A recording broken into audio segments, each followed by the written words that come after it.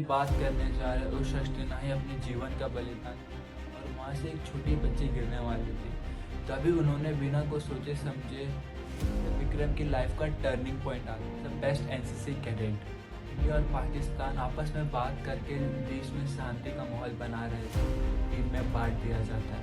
Time गवाए delta company ने अगले 1 घंटे के अंदर 0.5140 तो वे एक गोली लग जाती है। आज हम जिनकी बात करने जा रहे हैं उस शख्स ने ना ही अपने जीवन का बलिदान दिया है बल्कि अपने परिवार और अपनी पसंदीदा औरत के बारे में बिना सोचे समझे हमारे देश की रक्षा की है। जी हाँ, हम परमवीर चक्र विक्रम बत्रा की बात करने जा रहे हैं।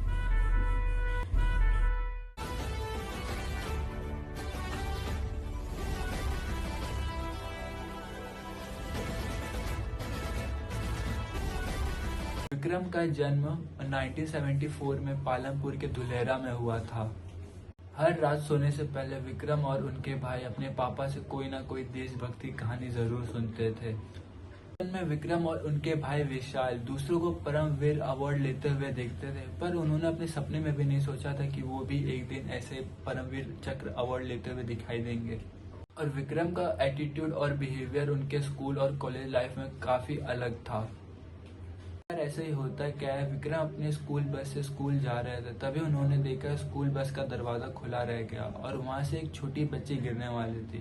बिना कुछ सोचे समझे स्कूल बस से कूद जाते हैं और उस बच्ची को बचा लेते हैं। अब यहाँ पे विक्रम की लाइफ का टर्निंग पॉइंट आता है। विक्रम अपने कॉलेज में दिल्ली में हो रहे रिपब्लिक डे परेड में सिलेक्ट हो गए थे as a best NCC cadet. से वापस आने के बाद विक्रम अपने पेरेंट्स को बताते हैं कि वो आर्मी ज्वाइन करना चाहता है। फिर विक्रम ने अच्छे से तैयारी करके डिफेंस एग्जाम पहले ही अटेम्प्ट में क्रैक कर लिया।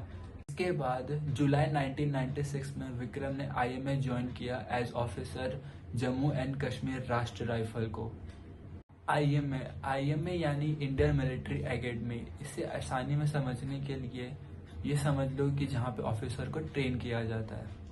उस time Jammu and Kashmir Rashtra rifle की ड्यूटी कश्मीर वैली में लगी थी। इसके बाद विक्रम की पोस्टिंग शाहजहांपुर में हो जाती है। इस टाइम इंडिया और पाकिस्तान आपस में बात करके देश में शांति का माहौल बना रहे थे, लेकिन पाकिस्तान की फोर्सेस छुपके से अपनी फोर्सेस को एलओसी के आगे बढ़ा रही थी और पाकिस्तान के जवानों ने कारगिल के पहाड़ों पे कब्जा कर लिया था। उसके बाद 13 जम्मू एंड कश्मीर राष्ट्र राइफल को ऑर्डर आता है कि शाहजहांपुर से शिफ्ट होकर द्रास में आना है। 6 जून 1997 को कमांडर का ऑर्डर आता है कि 0.5140 कैप्चर करना है। इसे कैप्चर करना ज्यादा जरूरी इसलिए था क्योंकि इसे जब तक कैप्चर नहीं कर लेते इंडिया वहां पे अपना हेलीकॉप्टर नहीं उड़ा सकता था। अब 0.5140 वहां का सबसे बड़ा ऊंचा पहाड़ था। लेफ्टिनेंट योगेश जोशी ने कैप्टन विक्रम बत्रा और लेफ्टिनेंट संजीव जामवाल को 0.5140 कैप्चर करने के लिए प्लान समझाया। फिर कैप्टन विक्रम बत्रा और लेफ्टिनेंट संजीव जामवाल को 2 टीम में बांट दिया जाता है।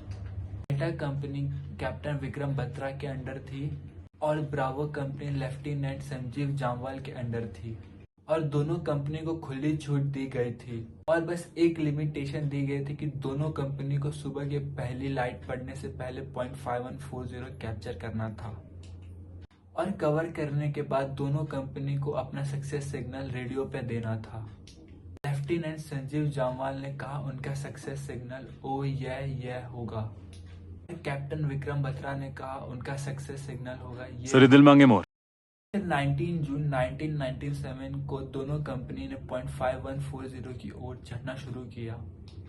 बाद में विक्रम ने डिसाइड किया कि वो 0.5140 पे रेयर साइड से अटैक करेंगे। सुबह के 3:15 पे दोनों कंपनी 0.5140 पे पहुंच गई थी।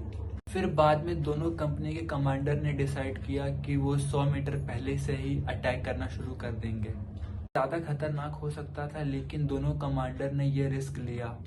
जैसे ही और ऊंचाई पे पहुंचे तभी पाकिस्तानी के एक कमांडर ने डेल्टा कंपनी को देखकर कहा यहाँ पे क्यों आए हो शेरशाह, अब तुम में से कोई बच के नहीं जा पाएगा। तभी विक्रम ने कहा अगले 1 घंटे में देखना कौन बचता है ऊपर।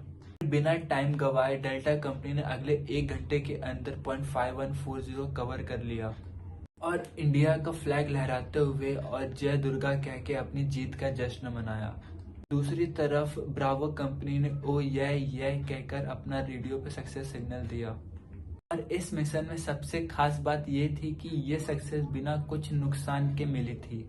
0.5140 कैप्चर करने के बाद जम्मू एंड कश्मीर राष्ट्र राइफल को द्रास से गुमरी में शिफ्ट कर दिया जाता है। गुमरी से विक्रम अपने पेरेंट्स को एक लेटर लिखते हैं जो यहाँ कहीं अटैच होगा। 30 जून 1998 को विक्रम और उनकी बटालियन अपने दूसरे मिशन के लिए मुस्कॉन वैली आता है 0.4875 कैप्चर करने के लिए। 0.4875 कैप्चर करना ज्यादा जरूरी इसलिए था क्योंकि ये 30 से 40 किलोमीटर का फैला हुआ एक हाईवे था द्रास से मथायन तक। 4 मार्च 1919 को मेजर गुरप्रीत सिंह और मेजर विजय भास्कर ने ग्रुप को ऑब्जेक्टिव बताया। करीबन रात के 8:30 बजे बटालियन ने चढ़ाई करनी शुरू कर दी। फिर 4 जुलाई 1919 को शाम के 6 बजे गोलीबारी रोक दी जाती है। के जवान दिन में भी बहुत तेज फायर कर रहे थे। फिर कंपनी कमांडर कर्नल जोशी ने सिचुएशन को कंट्रोल किया और मेजर गुरप्रीत ने दोपहर के 1 बजे हमला किया। फिर 5 जुलाई 1919 को कंपनी A&C अपने पॉइंट पर पहुंच जाती है, लेकिन फिर बाद में उन्हें पता चलता है कि उन्होंने बस 0.4875 का कुछ हिस्सा ही कवर किया है और दूसरी तरफ पाकिस्तान ने बहुत सारे बंकर कवर किए थे। फिर भी फायरिंग पूरे दिन और रात चली। फिर 6 जुलाई तकरीबन 4:45 पर कंपनी से रिपोर्ट करती है कि उनके पास गोलियों और बॉम्ब की कमी पड़ गई है, पर कंपनी बी के पास अभी एक्स्ट्रा एम्यूनेशन बचे थे। उन्होंने कंपनी सी को दिया और फायरिंग कंटिन्यू हुई। जुलाई 7 को पता चलता है कि पाकिस्तान की फोर्सेस बंकर के पीछे बंकर बना के अटैक कर रही हैं। फिर कैप्टन विक्रम बत्रा को कंपनी डी के साथ उस पोजीशन को कब्जा करने के लिए कहा गया। उनके कंपनी कमांडर उन्हें मिशन लीड करने देने से थोड़ा सोच में थे, लेकिन सिचुएशन काफी क्रिटिकल थी, इसलिए कैप्टन विक्रम को जाने दिया गया और कंपनी A&C को मैसेज जाता है कि शेरशाह मिशन को लीड कर रहे हैं। फिर कैप्टन विक्रम बत्रा अपनी कंपनी के साथ 0.4875 पर पहुंचते हैं, एक बंकर स्पॉट किया और तुरंत दौड़ते दौड़ते अपने हाथ में हैंड ग्रेनेड लिए हुए पाकिस्तान के बंकर को एक एक करके खत्म कर दिया। इसी दौरान कैप्टन विक्रम बत्रा को अपने एक सिपाही की मदद करते हुए एक गोली लग जाती है और सभी जवान अपने कैप्टन को गिरते हुए देख और तेज फायर शुरू कर देते हैं और 0.4875 कैप्चर कर ले।